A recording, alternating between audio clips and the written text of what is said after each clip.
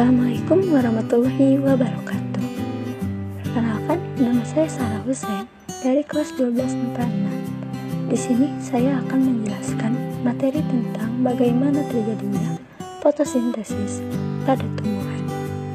Oke, di sini saya akan menjelaskan beberapa hal yang akan saya bahas terkait dengan fotosintesis pada tumbuhan.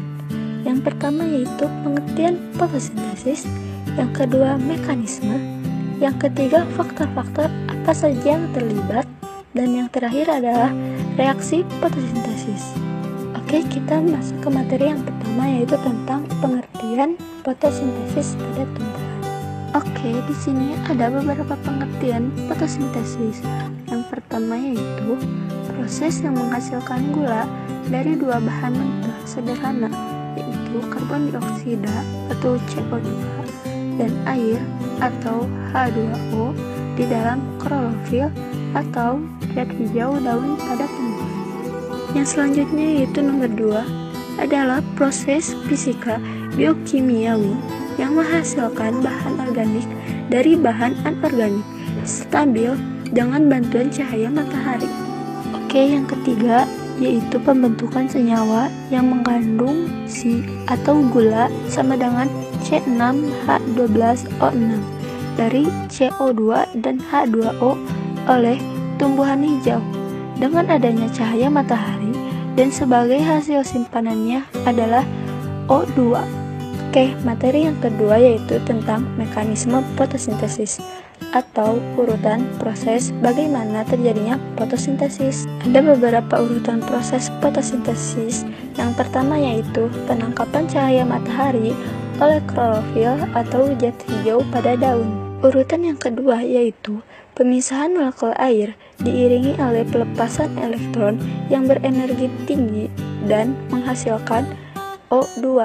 Lalu yang ketiganya yaitu transfer elektron yang menyebabkan pembentukan energi kimia atau ATP dan energi produksi atau NADPH2. Dan yang keempat yaitu ada oksigen.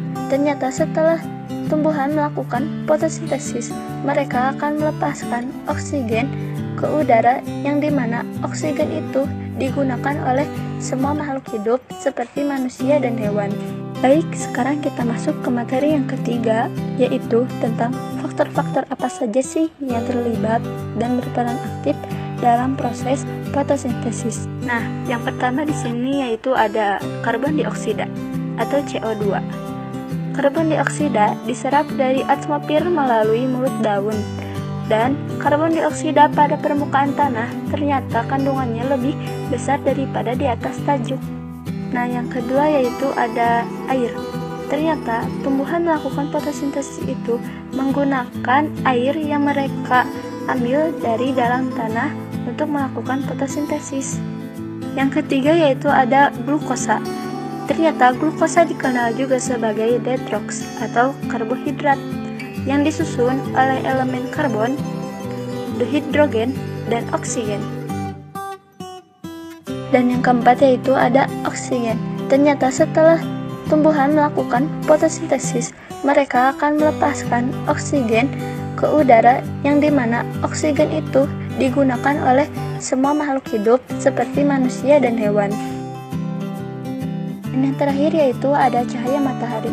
Ternyata tumbuhan melakukan fotosintesis itu menggunakan cahaya matahari sebagai sumber tenaga dalam melakukan fotosintesis, dan besar kecilnya intensitas cahaya matahari yang diterima dipengaruhi oleh morfologi daun. Materi yang terakhir yaitu tentang reaksi fotosintesis. Reaksi fotosintesis itu dibagi menjadi dua, ada gelap dan terang. Sekarang kita akan membahas tentang reaksi gelap. Ternyata reaksi gelap menggunakan ATP dan NADPH untuk fiksasi CO2. Lalu reproduksi CO2 menjadi KH kompleks, dan reaksi gelap juga melibatkan keterlibatan enzim di dalamnya. Dan terakhir yaitu reaksi terang. Ternyata reaksi terang itu menggunakan penangkapan energi cahaya menggunakan kloroplast dan pemecahan H2O dengan hasil energi oksigen atau O2 dan membentuk ATP dan reduksi power atau NADPH, yang dimana ATP dan NADPH2 ini digunakan pada reaksi gelap tadi.